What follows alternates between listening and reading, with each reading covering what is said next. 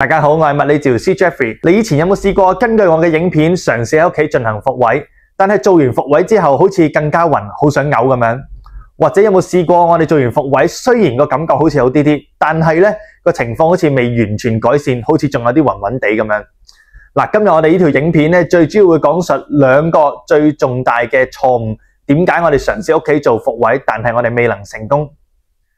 嗱，第一個問題咧就係好多病人咧，佢哋未有進行檢查啦，然後佢哋直接咧幫自己進行復位，而且復位咧係兩邊耳仔咧一齊進行復位。嗱，我哋首先一定要記住啊，我哋進行復位之前咧，一定要先進行檢查。如果你自己屋企進行復位，我哋先要嘗試做一個叫 Dix-Hallpike Test 嘅檢查。我哋一定要知道究竟我哋耳石移位去到邊一個方向、邊一個位置，繼而咧我哋進行復位。嗱，而且我哋仲要更加辨識咧，就係話當我哋進行嗰個測試嘅時候，我哋要見到個眼球究竟係旋轉向上咁樣跳啊，定係個眼球咧打橫跳嘅。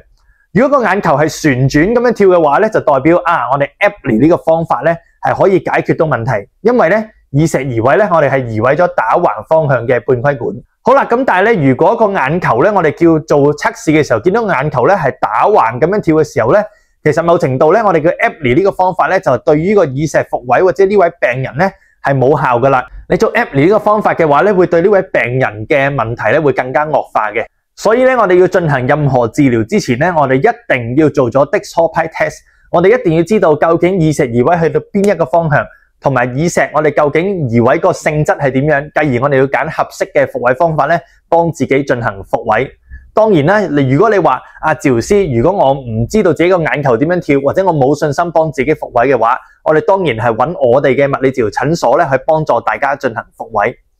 嗱，第二個最常見出現錯誤嘅原因咧，就係我哋病人屋企咧嘗試做復位嘅時候咧，我哋冇做復檢，即係冇做 retest。嗱，我哋要知道如果我哋要成功徹底去清除耳石嘅話，我哋至少要連續做嗰個復位方法做2至3次咧，我哋先可以完全清除我哋入邊啲耳石。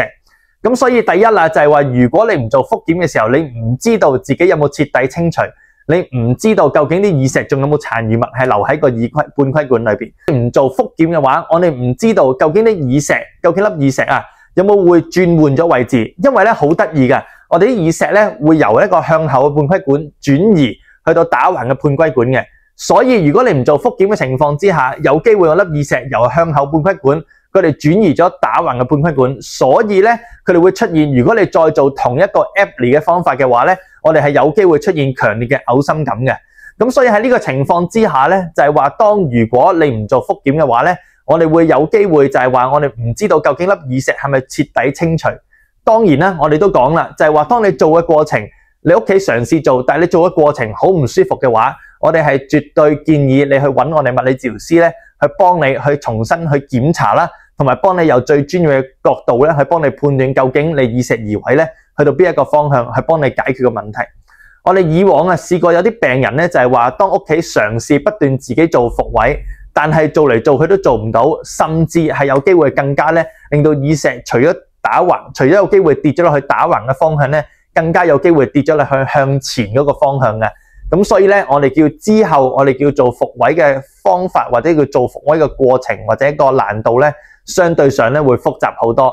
所以我哋都成日同病人講啦，就係話當我哋咧身體咧有耳石咧，就好似有痛症咁樣。當如果我哋出現痛症或者出現頭暈嘅時候咧，我哋記住要及早醫治。好啦，咁我相信咧今日咧我哋會同大家分享咗我哋叫2個最常見有關於耳石屋企做復位嘅常見嘅錯誤。如果大家有任何問題嘅話，歡迎喺下邊留言啦，我哋會盡快回覆大家。如果大家對頭暈嘅治療有任何需要嘅話，歡迎大家去揾我哋物理治療師去幫助大家解決問題。